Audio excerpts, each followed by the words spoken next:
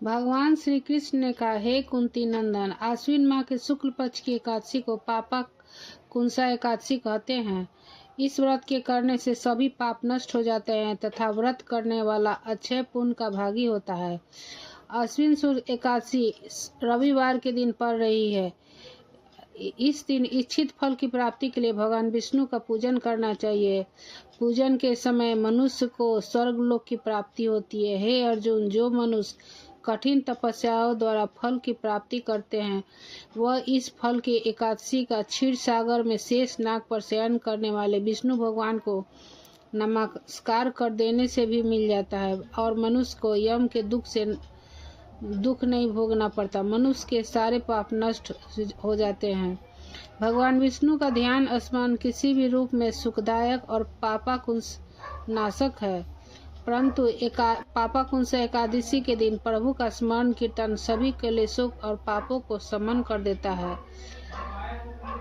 तो इस प्रकार पापाकुंस की एकादशी का कहानी इस प्रकार है। प्राचीन समय में विंध्य पर्वत पर क्रोधन नामक बहेलिया रहता था।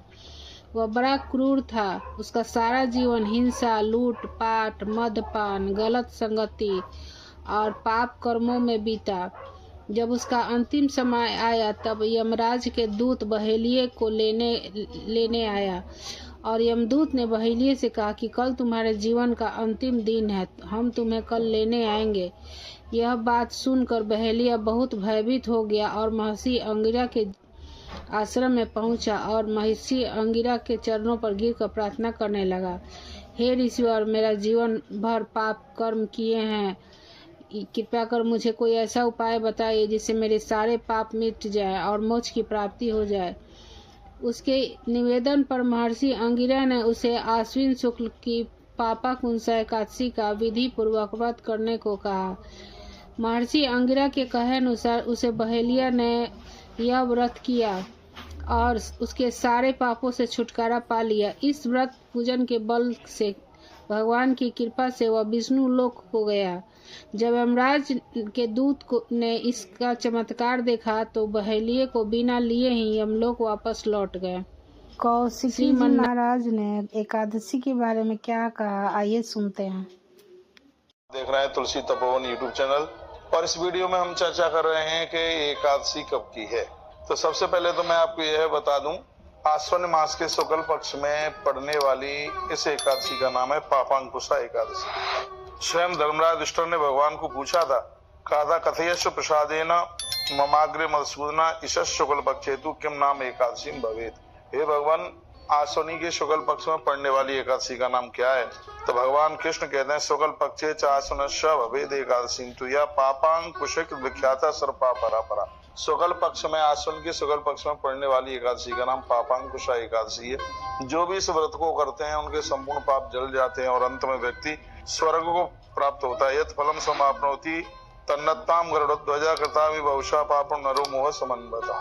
का गरुड़ध्वज भगवान नारायण कहते हैं कि जो इस एकादशी को करता है उसके संपूर्ण पाप जल करके समाप्त हो जाते हैं। कितनी बड़ी महिमा है। तो इस वीडियो में हम ये चर्चा कर रहे हैं कि एकादशी है कब।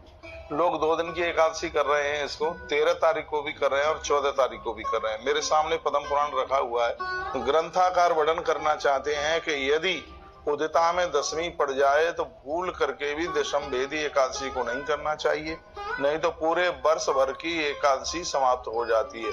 और वह एकादशी बड़ी दिव्य है जो द्वादश भेदी हो।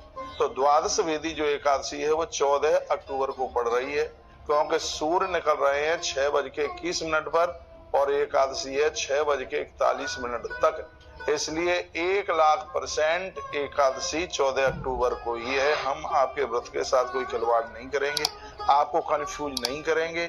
इसलिए 1,00,000% एकादशी 14 अक्टूबर को ही करना। हम लोग 14 अक्टूबर को करेंगे क्योंकि 13 तारीख को एकादशी 9:08 पर आरंभ हो रही है और सूर्य उदय के बाद में हो रही है।